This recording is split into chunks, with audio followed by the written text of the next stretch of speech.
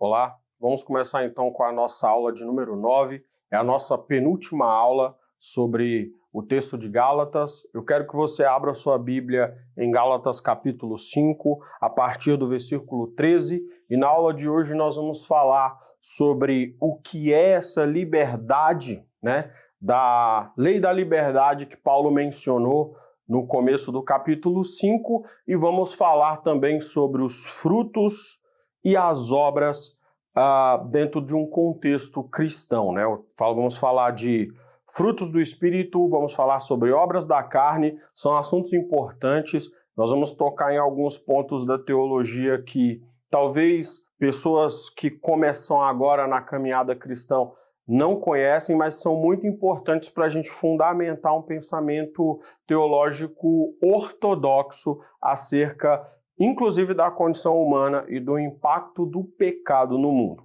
Mas antes disso, a gente vai falar sobre liberdade cristã, amém? O apóstolo Paulo vai começar a trabalhar do versículo 13 ao versículo 15 aspectos da liberdade que ele já mencionou em outros textos. Eu quero trabalhar com vocês, antes de entrar nesse texto aqui, questões introdutórias que vão estar lá em 1 Coríntios capítulo 10, a partir do versículo 23. A gente vai ler junto e aí a gente vai trazer alguns pontos importantes aqui, porque o raciocínio do apóstolo Paulo é muito parecido aqui. Ele diz o seguinte, versículo 23, é um texto muito conhecido, é um texto muito citado, e diz assim, todas as coisas são permitidas, mas nem todas são proveitosas. Todas as coisas são permitidas, mas nem todas são edificantes. O apóstolo Paulo, ele começa a carta, ele começa o texto de 1 Coríntios 10, falando sobre questões relacionadas à idolatria. E depois ele falar e recomendar que os coríntios fujam da idolatria, ele vai começar a falar sobre as questões relacionadas à liberdade, ou seja, questões relacionadas à prática de vida cristã. E ele começa dizendo que para o cristão todas as coisas são permitidas. Só que nem todas as coisas vão trazer proveito para o cristão. E aí ele continua, todas as coisas são permitidas, mas nem todas as coisas são edificantes. Ele começa a trazer um norte moral para o cristão, ou seja, apesar de nós não estarmos mais debaixo de tutores, a ideia que ele trata lá em Gálatas e que nós aprendemos, apesar de não estarmos mais sob a regra de um tutor que define o que pode e o que não pode, a fim de nos proteger, hoje, na época da maturidade, na época do censo, nós temos uma outra maneira de tocar e interagir com o mundo. Eu costumo dizer assim, então a partir de agora, o senso, o juízo, o Espírito Santo é que começa a trabalhar e testificar dentro de nós para nós sabermos o que devemos ou não devemos fazer. E aí o apóstolo Paulo, ele vai trazer o primeiro norte para nós. E o primeiro norte é saber e tentar praticar e viver tudo aquilo que é proveitoso e tudo aquilo que é edificante para a nossa vida, principalmente o relacionamento com Deus e relacionamento espiritual. E aí, ele diz o seguinte, no versículo 24, ele diz assim, ninguém busque o seu próprio bem, e sim o dos outros. Dentro dessa regra de liberdade, que não vivemos mais sob a regra do tutor, é importante que você entenda que o que vai limitar a nossa liberdade, o que vai dosar a nossa liberdade, é o bem sendo feito ao outro. O cristianismo não comporta de forma nenhuma um pensamento individualista.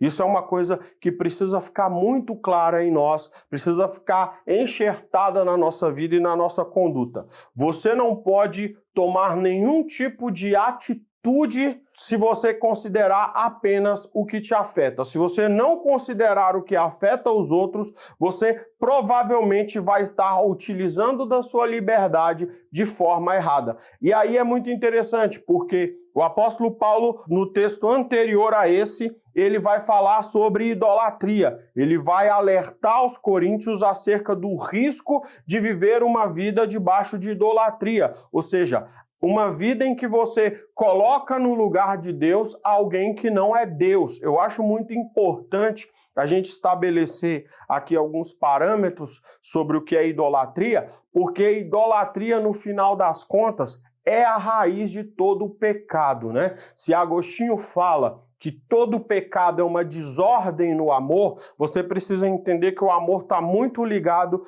à adoração. Tem um escritor muito importante chamado James K. A. Smith, ele tem um livro chamado Você Adora o que Você Ama, né? E nesse livro ele está tentando traçar um paralelo que existe entre liturgia, entre adoração e aquilo que cativa o nosso coração. O pecado, no fim das contas, é um amor direcionado para uma coisa errada, ou seja, no conselho de Agostinho, seria bagunçar as prioridades na lista do que nós devemos amar. E aí eu quero trazer o conceito de idolatria bíblico, o conceito mosaico que está lá em Êxodo capítulo 20, porque eu acho ele fantástico. As duas primeiras normas de Êxodo 20, lá dos 10 mandamentos, dizem o seguinte: a primeira vai dizer que nós não devemos ter outros deuses além de Deus, ok? Então ele começa dizendo que no altar da adoração somente estará Deus. E aí, o segundo mandamento também tem a ver com idolatria, mas ele é muito interessante. Ele diz assim, ó, não farás imagens de escultura, né, para adorar, ou seja, não fabriquem deuses. Então, primeira regra, Deus é o único Deus. Segunda regra, nós não devemos construir objetos com o objetivo de adorar. E se você ficar preso simplesmente à letra da lei, você perde a essência dessa norma. A essência dessa norma é que nós não devemos fabricar nada que tome o lugar de Deus. E essa é uma coisa muito importante quando a gente fala de idolatria.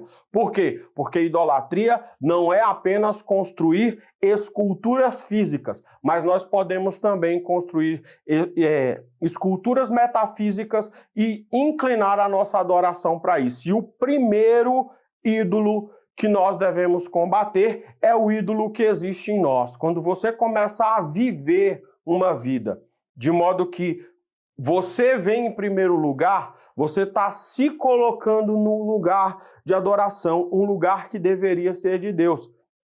Lembrando que num relacionamento cristão, em primeiro lugar vem Deus, em segundo lugar vem o nosso próximo. E só depois é que nós devemos pensar em nós. Quando a gente trabalha dentro dessa ordem, a gente quebra um paradigma de idolatria, né? Um paradigma individualista. O individualismo é a idolatria de si. É você se colocar em primeiro lugar e pensar apenas em você. O Senhor nos ordena, o Senhor nos manda que primeiro nós entendamos que somente Deus é digno de adoração em primeiro lugar. E nós devemos colocar como foco do nosso amor Deus em primeiro lugar, mas também nós devemos começar a pensar no nosso próximo. Não podemos tomar nenhuma decisão para a nossa vida sem pensarmos no nosso próximo. Se Paulo começa dizendo que uma das regras para nós entendermos a liberdade é saber que apesar de todas as coisas nos serem permitidas,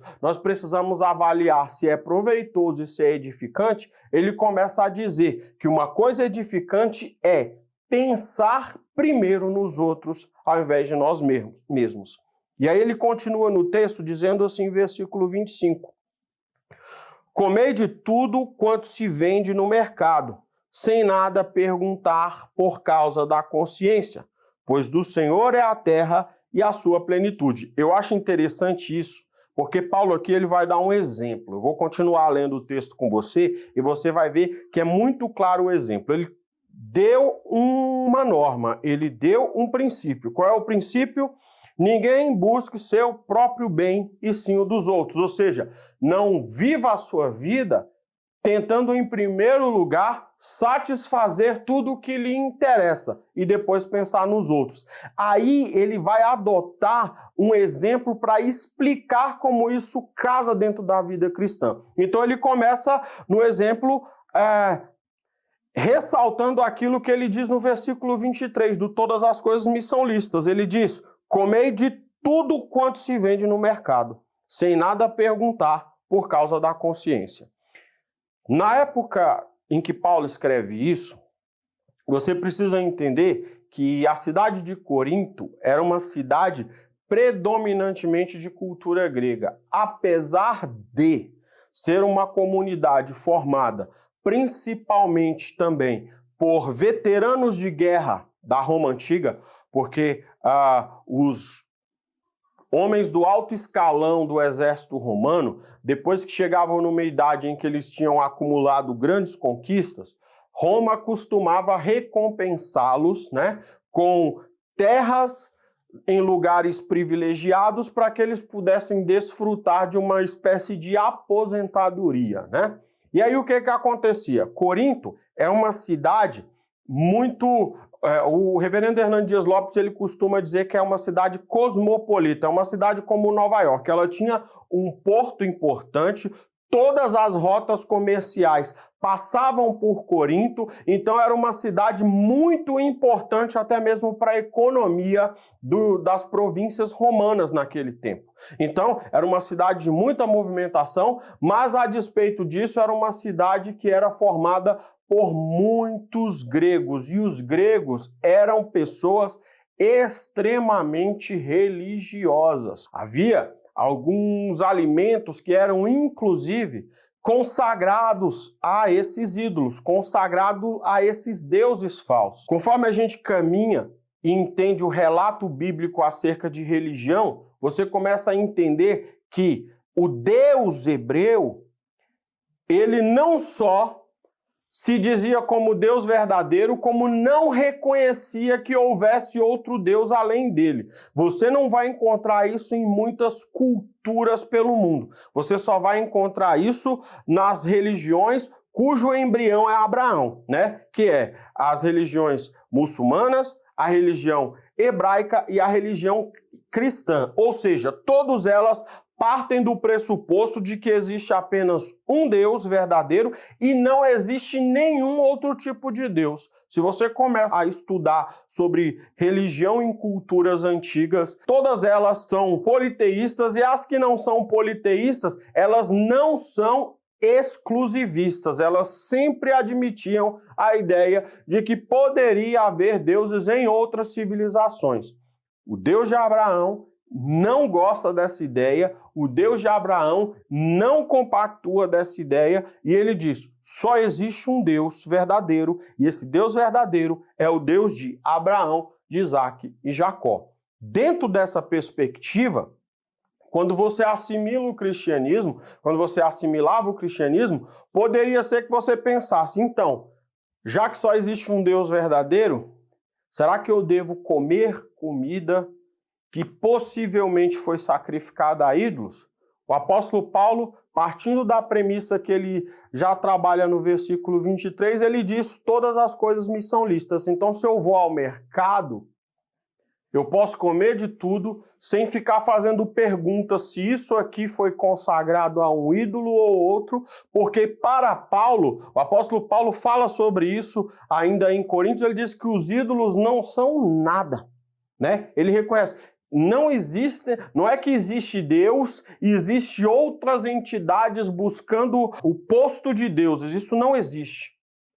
Não é isso que acontece no relato bíblico. No relato bíblico, Deus é soberano, Deus é santo. A soberania de Deus diz respeito ao fato de que não existe ninguém igual nem superior a ele. E isso, exatamente desse princípio de soberania, é que nós extraímos a ideia de santidade de Deus. A santidade de Deus, ela é diferente da nossa santidade. Por quê? Porque a santidade de Deus diz que Deus é separado, diferente, inigualável, inclusive a qualquer coisa criada. Ou seja, se você tentar comparar Deus com o sol, o Deus de Abraão, Isaac e Jacó, você está atentando contra a santidade de Deus, porque Deus não pode ser comparado ao sol, não pode ser comparado ao universo, não pode ser comparado a nada. Ele é santo. É só o que você precisa saber acerca desse Deus revelado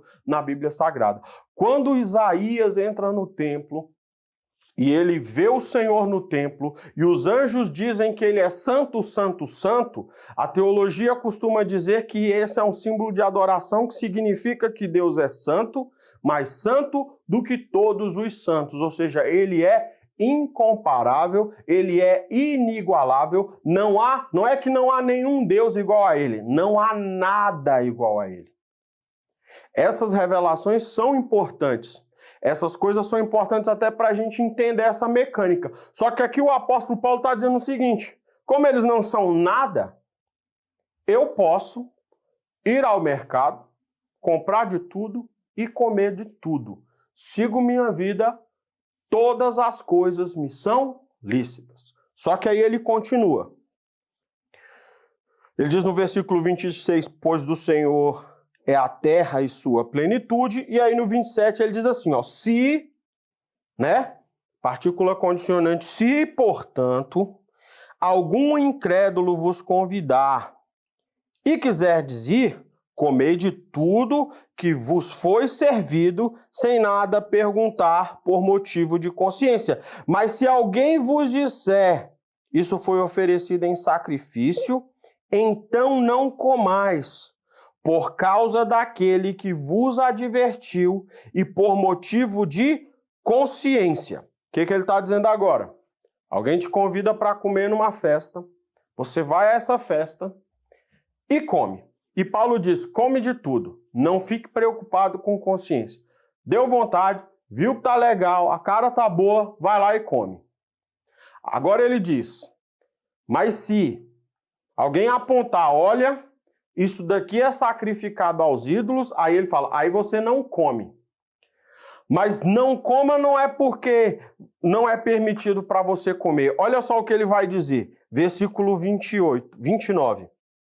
Ele diz assim, ó, não estou falando da tua consciência. Ele diz assim, não come por motivo de consciência, mas não da tua, porque na nossa consciência nós sabemos que os ídolos não são nada. Ele diz, mas não da tua consciência, mas da consciência do outro. Pois por que seria julgada a minha liberdade pela consciência de outra pessoa? E se participo com gratidão, porque eu seria culpado por algo pelo qual dou graça. Portanto, seja comendo, seja bebendo, seja fazendo qualquer outra coisa, fazei tudo para a glória de Deus.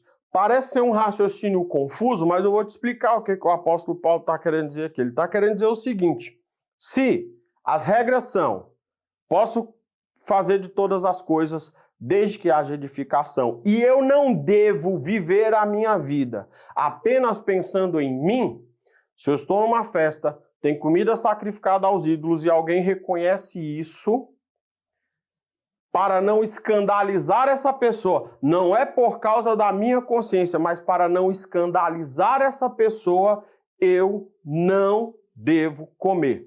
Se houver a possibilidade de escandalizar alguém, não devo participar. Eu me lembro que quando eu era da igreja Sara Nossa Terra, eu era professor de escola bíblica lá eles têm o Instituto de Vencedores. E aí um dia eu chego da igreja no domingo e o grupo lá de alunos estava discutindo acerca de tatuagem, né? Devo fazer tatuagem, não devo fazer tatuagem, e eles estavam brigando entre si, uns diziam que era pecado, outros diziam que não era. Se você for olhar atentamente para a Bíblia Sagrada, todas as vezes que alguém aponta que fazer tatuagem é pecado, está fazendo uma forçação de barra na leitura de textos bíblicos que falam sobre outras coisas. Geralmente eles usam o texto de Levítico, em que, na verdade, o que se proíbe é fazer marca para outros deuses, né? Ali a gente nem consegue inferir que seja tatuagem, mas que sim que seja autoflagelo, tá? não tatuagem. Então não tem nenhum texto na Bíblia dizendo que tatuagem seja pecado. Ou seja, você pode fazer tatuagem. Agora, se houver a menor possibilidade de você escandalizar um irmão que é fraco na fé. O apóstolo Paulo vai usar esse exemplo lá na frente de novo, ele vai falar, tem gente que acha que pode comer de tudo, tem gente que acha que se comer carne, você vai pecar. Então, por causa da fraqueza da mente dessa pessoa, você tem condições, tamanha a sua liberdade, você tem condições de mitigar essa liberdade para não escandalizar o irmão. Se você não consegue fazer esse raciocínio, se você pensa que não quer ficar algemado a esse irmão, é muito provável que você esteja algemado ao seu ego, ao seu eu. Então, essas coisas são muito importantes para que você comece a entender e tomar decisões na sua vida, né? A tatuagem não é pecado, mas se você estiver convivendo com pessoas que acham que isso é pecado, o melhor a fazer é não fazer tatuagem. Ou então, né, se você é de uma igreja e aí na sua determinada igreja a liderança acha que isso é pecado. Ao invés de ficar tentando entrar em conflito com essa igreja, procure uma outra igreja, uma outra comunidade cristã. Deus é onipotente, Deus é onipresente, está em todas as comunidades cristãs e aí você não vai servir de pedra de tropeço para a vida dos irmãozinhos que vão começar a julgar você. Esse é o princípio mais importante da liberdade cristã. A liberdade cristã é exercida baseada no amor ágape. E o amor ágape, ele quebra um ciclo de idolatria, porque somente no ágape nós conseguimos colocar as coisas no seu devido lugar. Nós damos adoração a Deus porque Ele é o único digno de adoração e nós começamos a viver a nossa vida sabendo que somos responsáveis pelos impactos nas pessoas que estão ao nosso redor. Esse princípio é o mesmo que Paulo vai observar aqui quando ele vai falar de liberdade em Gálatas 5,13. Vamos voltar para Gálatas 5,13? Que aí a gente vai ver o apóstolo Paulo retomando esse raciocínio também acerca da liberdade cristã. Ele diz assim, ó, porque vós, irmãos, fostes chamados à liberdade, porém, não useis da liberdade para dar ocasião à carne, sede antes servos uns dos outros pelo amor. Você está vendo ele usando o mesmo paradigma. Nós temos liberdade, nós fomos chamados para a liberdade e nós somos tão livres que somos capazes de abrir mão daquilo que é bom para nós para não prejudicar o nosso irmão. A liberdade que Cristo oferece, ela é uma liberdade significativa. De outro modo, nós nos tornaríamos individualistas, nós nos tornaríamos caóticos. Uma coisa que eu acho interessante é que todas as formulações de justiça do mundo, elas vêm para tentar trazer o equilíbrio que o individualismo rouba. Se você estudar, por exemplo, os ensaios de Platão acerca de justiça, ele vai citar o irmão dele, Glauco, falando que a justiça, ela nasce da percepção de que se todo mundo tivesse liberdade para fazer o que quisesse e pegar o que quisesse, o mundo seria um caos. Imagine que eu preciso de trocar o meu carro e aí eu vejo o meu vizinho tem um carro melhor. Eu vou lá e tomo o carro dele. Se eu sou mais forte que ele, eu tomo o carro dele, acabo com a raça dele e levo o carro embora. Esse é o mundo que Glauco vai começar a desenhar sem justiça. O problema é que, da mesma forma que eu posso ter desejos de trocar de carro, uma outra pessoa mais forte que eu também pode ter o desejo de trocar de carro. Então, o que ela pode fazer? Ela pode vir querer tomar o carro que eu tomei de uma outra pessoa. E nisso nós viveríamos num estágio de barbárie, né? David Hume, ele escrevendo sobre justiça, fala exatamente sobre isso. Por medo da morte violenta, as sociedades criam uma espécie de contrato, né, uma combinação entre eles para dizer, agora a gente não pode mais ficar fazendo a coisa assim na força. Se alguém precisa resolver alguma coisa, né, aí já no ensaio de David Hume ele vai chamar de Estado, né, a gente levanta o Estado decide essas coisas para que a gente não fique nesse estado de guerra o tempo todo e de alerta o tempo todo. Ou seja, você vai vendo que as concepções de justiça humana, elas já têm a ideia de tentar travar o individualismo.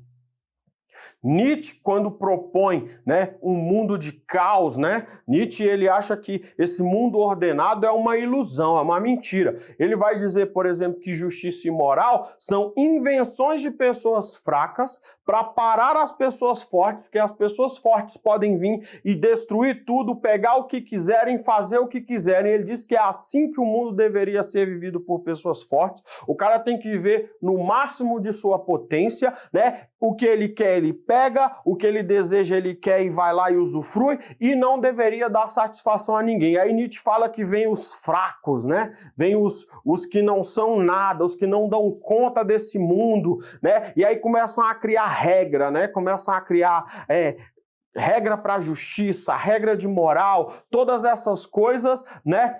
A fim de parar as pessoas que são fortes, né? Ele diz que a união, né? Sindicato, né? Reunião, regra, ética, tudo isso é coisa de gente fraca tentando tolher pessoas fortes. E os fortes sabem que o mundo é sem ordem, né? O mundo é sem ética, o mundo é sem justiça, onde sobrevivem os mais fortes. Imagine viver nesse mundo que Nietzsche prega, né? Imagina viver abraçar o niilismo que Nietzsche prega. A vida seria caótica, a vida seria violenta demais, mas você vai ver que desde os primórdios existe alguns homens falando e tentando estabelecer e organizar um tipo de justiça, porque já se percebe que o individualismo é prejudicial. O apóstolo Paulo fala que o único antídoto para isso é o amor ágape. O amor ágape vai colocar a necessidade dos outros, não por força, né? Porque a justiça precisa de força, né? Blaise Pascal falava isso, ele fala que justiça sem força é inócua, né? A justiça precisa de força. Por quê? Porque se alguém quiser viver nesse estado de natureza, no estado onde eu pego o que eu quero, faço o que eu quero, a justiça precisa ter força coatora para impedir que essa pessoa faça isso. Em Cristo, nós já passamos da fase da lei, nós estamos na fase do Espírito Santo, e dentro da fase do Espírito Santo é o ágape, é a voluntariedade do ágape que deve reger a nossa tratativa com o nosso próximo. Então, quando eu tomar uma decisão, eu penso primeiro no meu próximo. Na verdade, assim, Deus primeiro, o meu próximo em segundo, e aí eu em terceiro lugar. Sempre esse amor vai temperar a liberdade que nós temos em Cristo. Então, a nossa regra de vida, em primeiro lugar, é ordenar as nossas prioridades no amor. Adoração a Deus, amor ao próximo, né? E aí depois nós vamos tomar as nossas decisões. Não podemos agir com egoísmo. O apóstolo Paulo diz o seguinte no versículo 14: porque toda a lei se cumpre em um só preceito, a saber, amarás o teu próximo como a ti mesmo.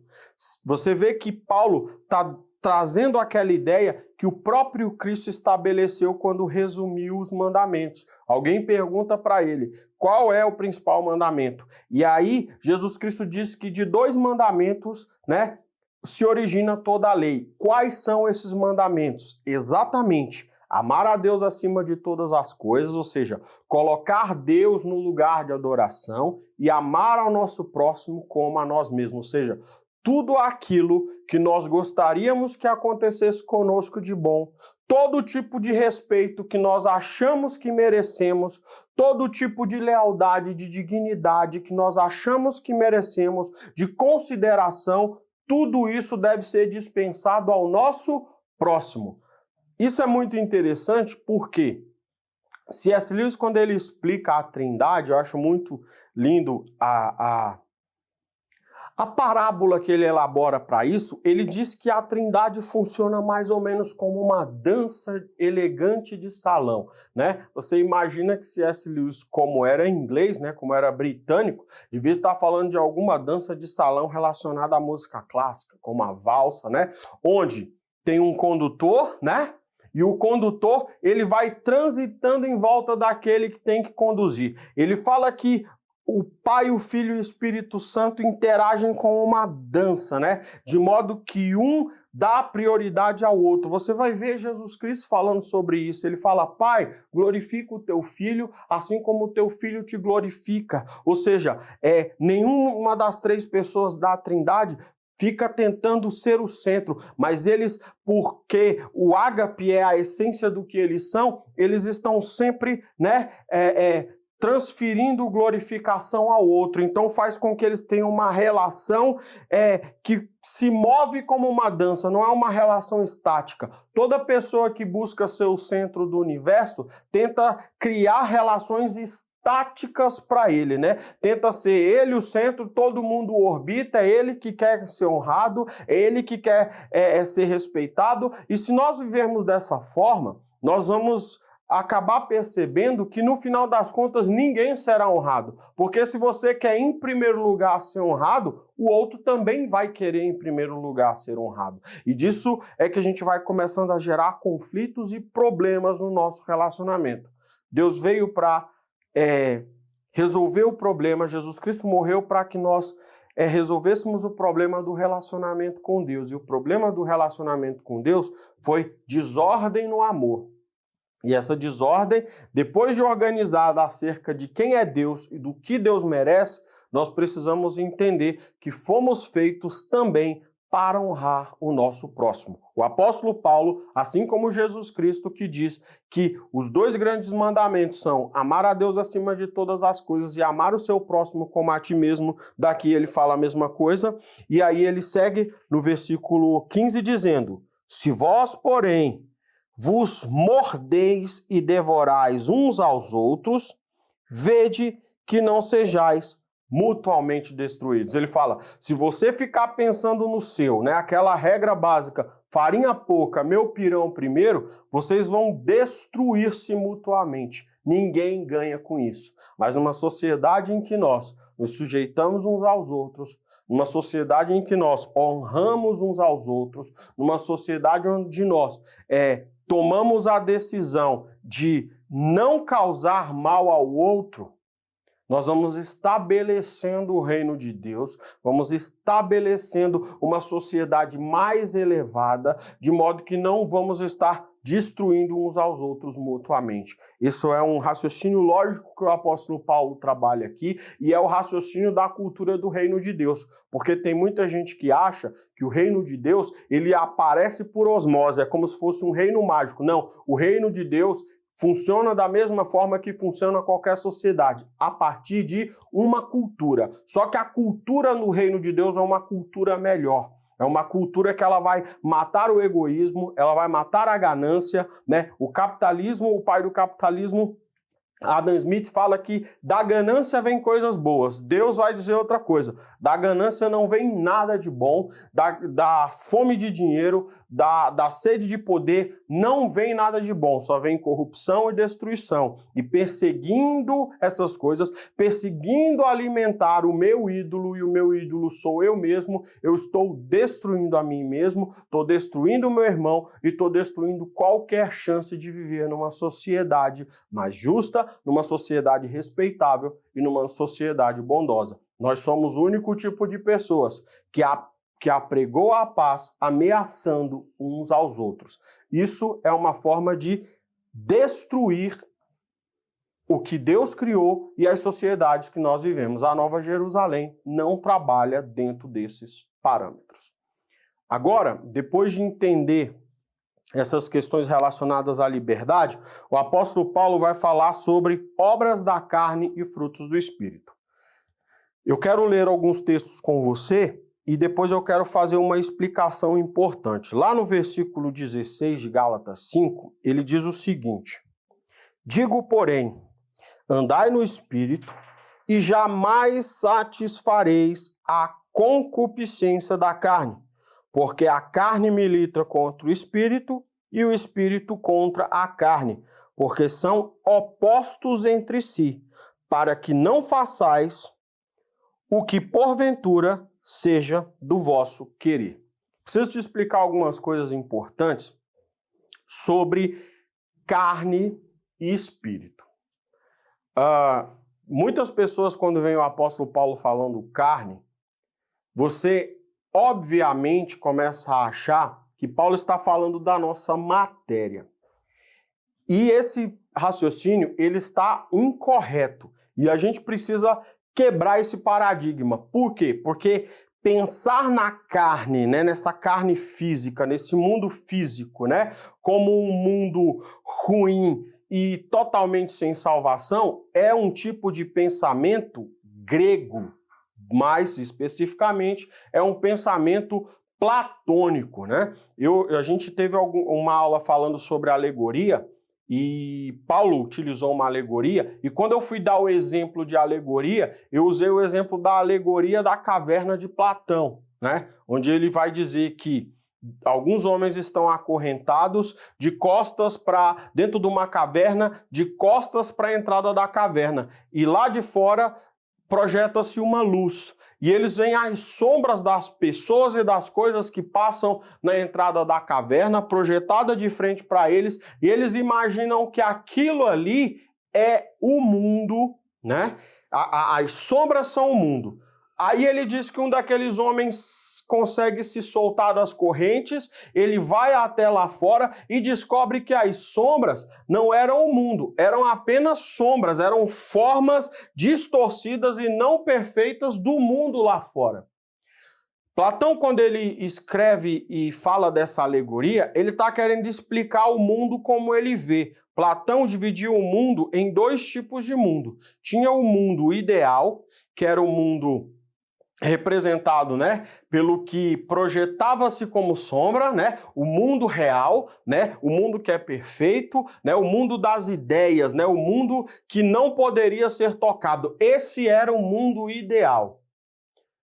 Por outro lado, ele diz que esse mundo físico é a sombra, né? Ou seja, é só uma projeção do mundo ideal, uma projeção imperfeita. Então ele entende que o mundo, esse mundo que nós conhecemos, ele não é bom, ele é fraco, ele não reflete aquilo que realmente é no campo das ideias, ele separa esses dois mundos.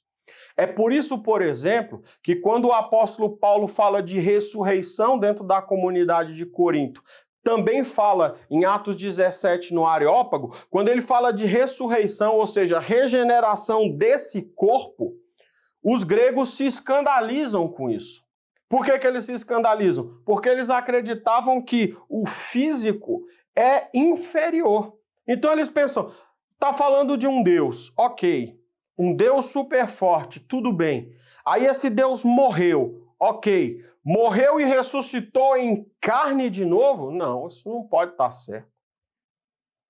Isso não pode ser um Deus, porque um Deus não é como nós, né? Um Deus não tem matéria, a matéria é fraca, né? É toda aprisionada, é só uma sombra. E eu preciso que você quebre esse pensamento, porque esse pensamento não é o que Paulo está dizendo aqui. Quando Paulo fala de carne, ele está usando uma figura de linguagem para falar de uma situação.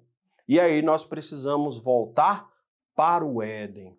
Nós precisamos voltar para o que aconteceu na queda. A queda destruiu e corrompeu o homem. Eu quero que você pense em Adão e Eva assim que foram criados.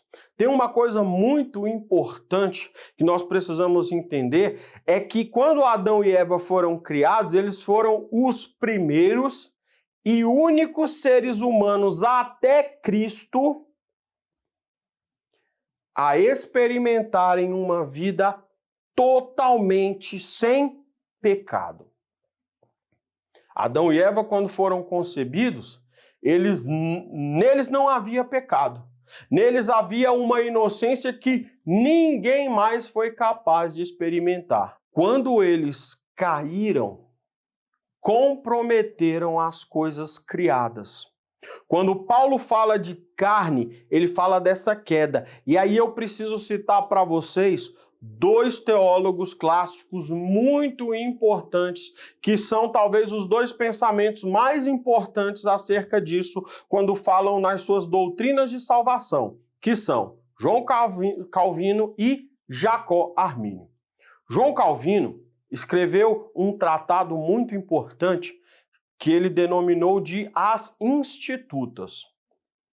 Calvino era um teólogo, na minha opinião, ele é um dos maiores teólogos da igreja, apesar de eu não crer na soteriologia dele, né? Não aceitar a soteriologia dele, eu acho que ele é um dos maiores teólogos de teologia sistemática que já existiu, talvez. Ele tem uma teologia fantástica sobre educação, sobre o cristão se envolver com a cultura para transformar a cultura, é maravilhoso.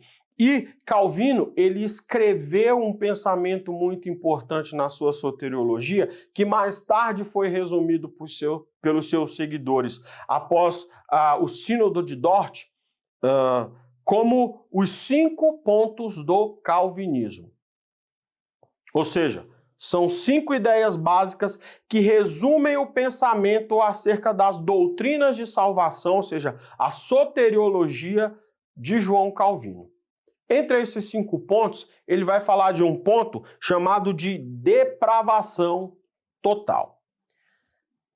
Ele entende o seguinte, aqui eu vou citar um teólogo que escreveu um livro interessante explicando os 5 pontos do calvinismo, e quando ele fala de depravação total, ele entende que a depravação total diz que o homem, depois da queda, foi completamente corrompido.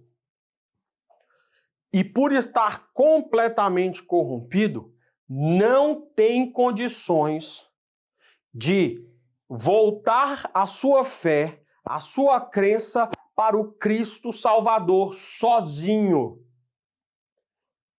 Ele está cego, está surdo e está mudo para qualquer coisa que vem do divino. Ele foi completamente deturpado, completamente corrompido, não tem nenhuma possibilidade de fazer o bem. Essa é a visão da depravação total de João Calvino.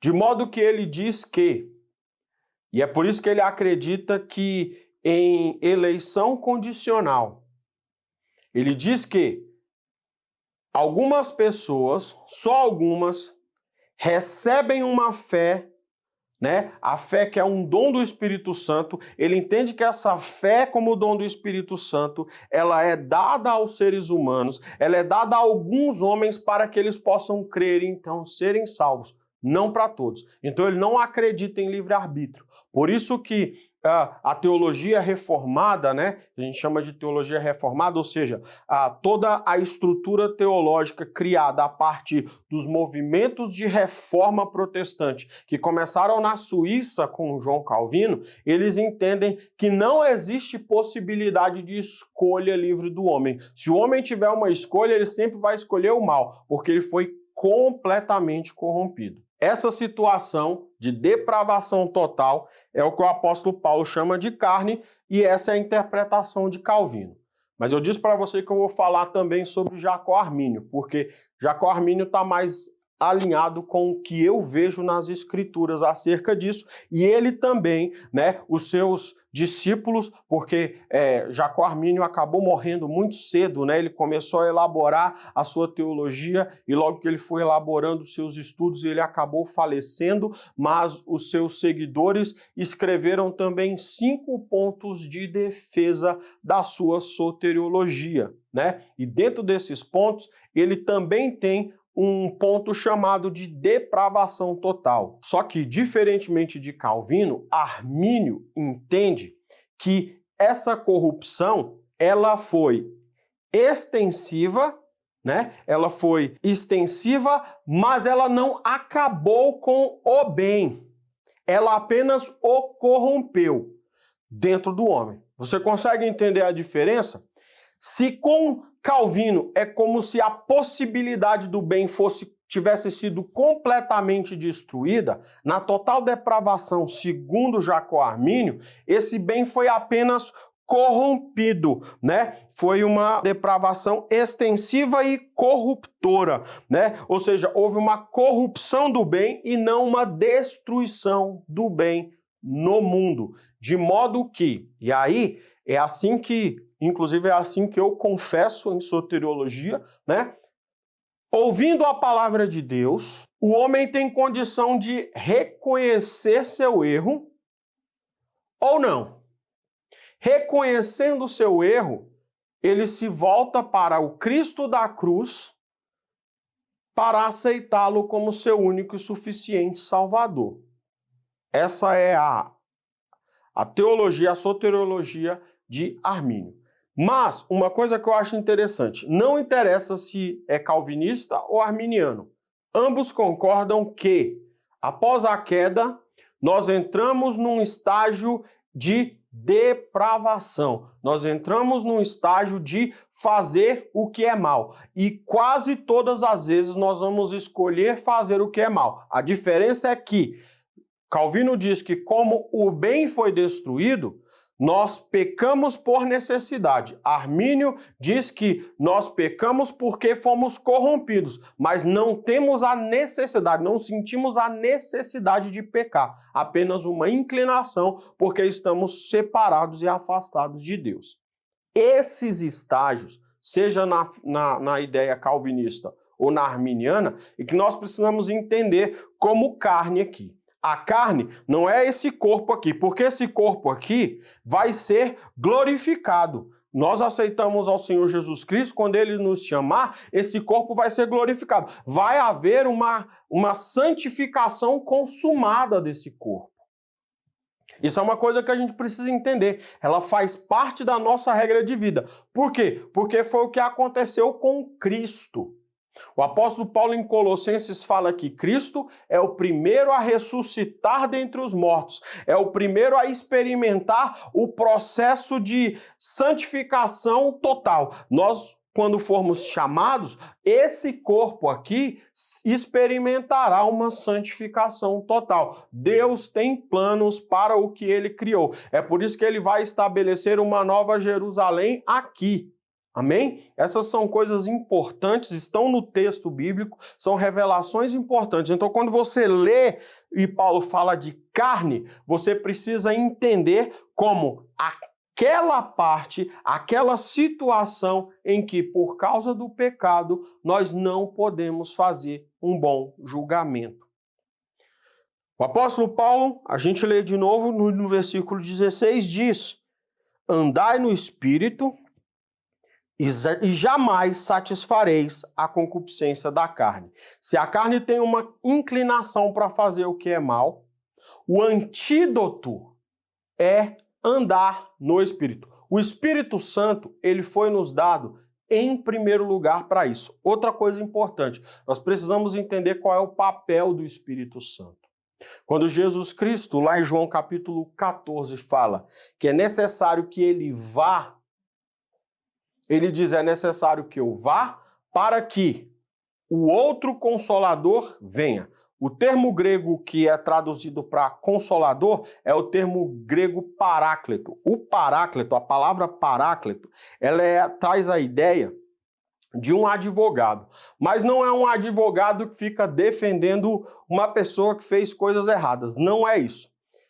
A ideia básica é que nessa função de advogado ele seja um conselheiro jurídico. Pensa que você quer tomar uma decisão jurídica e você vai no consultório no escritório do advogado para saber o que ele acha juridicamente que você tem que fazer. O advogado conhece a lei, sabe os passos que precisam ser dados e vai te instruir de modo que você não cometa nenhum tipo de ilícito. O Paráclito tem exatamente essa ideia. A palavra paráclito também pode ser traduzida como aquele que é chamado para ficar do seu lado e te colocar de novo no caminho. Essa é a primeira função do Espírito Santo. Quando a gente falou sobre a segunda aliança e lemos lá no texto de Ezequiel que a segunda aliança faria com que a lei fosse escrita do lado de dentro, ele está falando exatamente da aliança que agora tem o Espírito Santo habitando em nós. Então o Espírito Santo de Deus, ele vai nos colocando no caminho correto. Paulo vai desenhar isso aqui. Ele fala que andar no Espírito é o que vai fazer com que nós não venhamos a andar na inclinação da carne. E isso é muito importante, porque a carne, até que nós sejamos transformados, continuará manifestando inclinações pecaminosas. Inclinações, a preguiça, a violência, tudo isso faz parte de uma condição de queda. Quando Paulo fala de carne, ele fala de consequência da queda. E aí ele diz que para não satisfazer o desejo errado, pecaminoso, que é consequência da queda, o antídoto é andar no Espírito. E aí ele continua, versículo 17, porque a carne milita contra o Espírito, e o Espírito contra a carne, porque são opostos entre si. O Espírito Santo de Deus, ele vai sempre agir contrário ao que a nossa situação caída quer, e vice-versa. Não pense você que você vai conseguir viver em Cristo de maneira super confortável, sem tomar a sua posição na luta contra a sua carne. E isso é que eu acho mais interessante. Tem muitos cristãos que acham que a nossa luta contra o pecado é uma luta contra o diabo. É uma luta contra um agente exterior.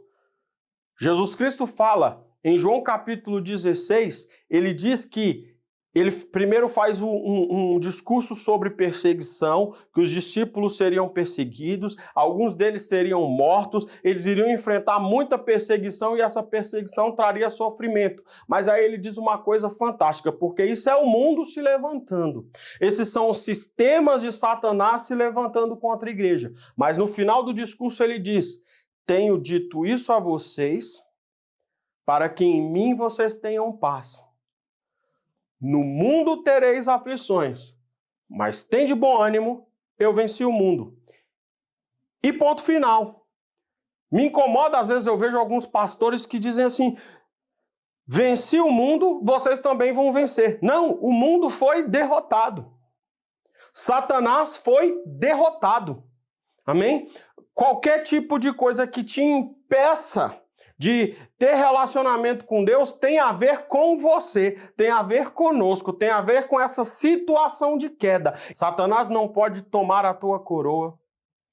O mundo não pode tomar a tua coroa, ainda que te mate. Mas você pode se sabotar e entregar a sua coroa. Só que você não está sozinho. Quando Cristo foi, o Espírito veio. E quando você o confessa, o Espírito te toma e faz morada em você.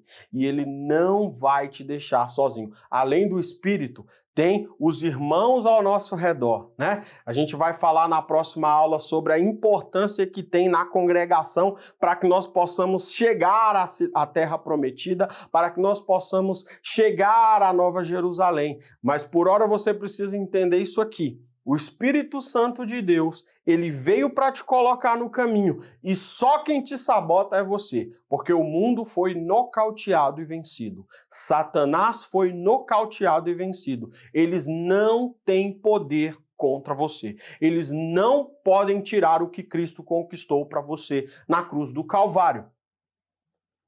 Mas você pode denegrir o mundo, porque nós ainda estamos em progresso de santidade.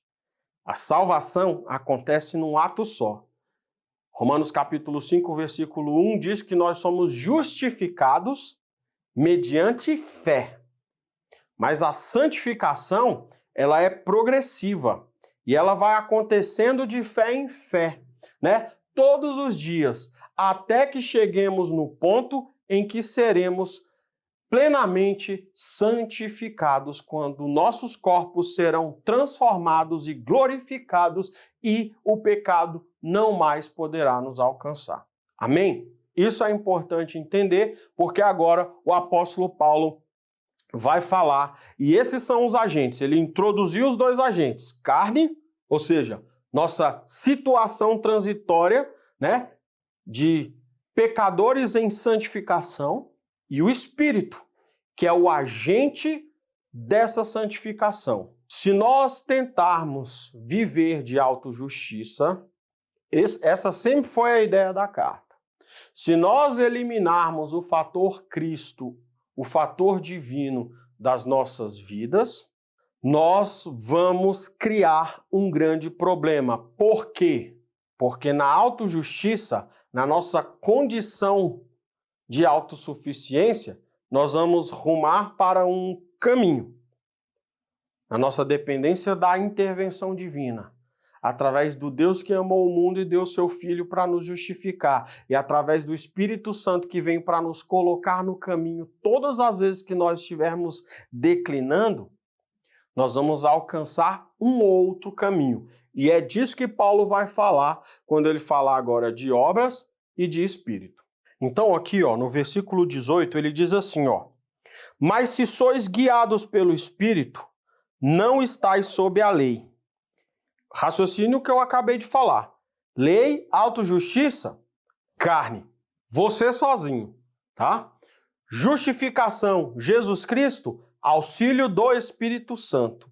E aí ele diz, ora, as obras da carne são conhecidas. Se você for querer viver de obras da carne, não se engane. É só isso que a carne pode produzir. E aí ele começa.